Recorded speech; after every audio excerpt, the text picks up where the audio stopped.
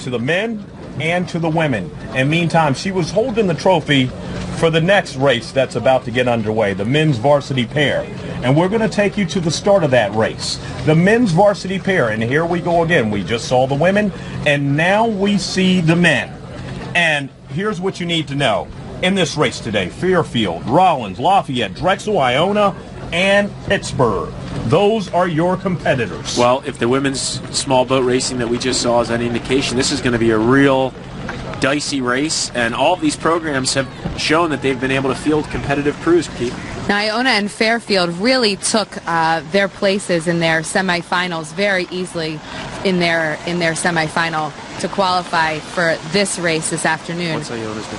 And seeing the way Amy Buckman was holding that trophy, they are going to road their hardest to get that Bob Nagard trophy out of her hands, because she looked like she wanted to go home with that thing. She's getting a little attached to it.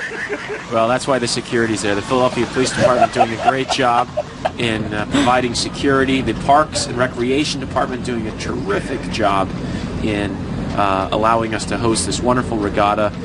Deputy Mayor for Environmental and Community Resources, Mike DeBardinis, great guy, supportive of rowing on the Schuylkill, and I still think she wants all that hardware. I'm glad the 9th District sent extra officers next year. I did see the corporate challenge race, and that's races by organizations where they really have no rowing experience, and it was ugly to watch. Well, there are 4 levels in that corporate challenge. There's the novice, the intermediate, and senior and elite.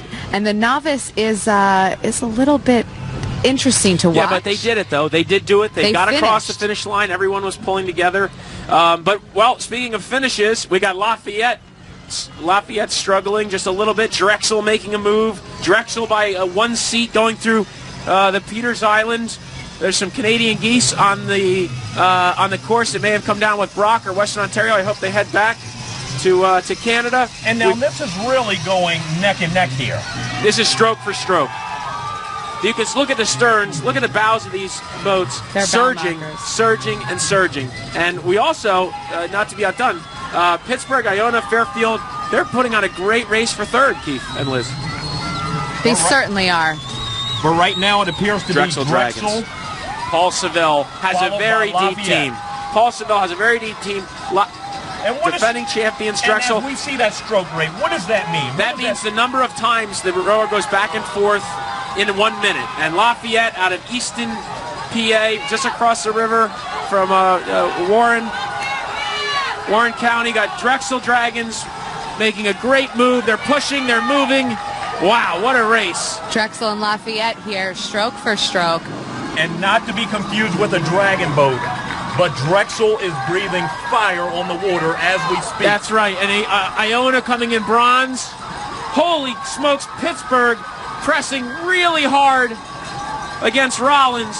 And that's it. You can followed see by Fairfield in the fire engine red in 6th place. Fairfield just brought it up, but I think it's going to be a little bit too little, too late. And that men's varsity pair, Drexel crossing the finish line first. I love the pair, Keith. Liz, the pair is one of my favorite boats to row. Drexel Dragons in front of thousands of people here on the Schuylkill, in front of their home crowd.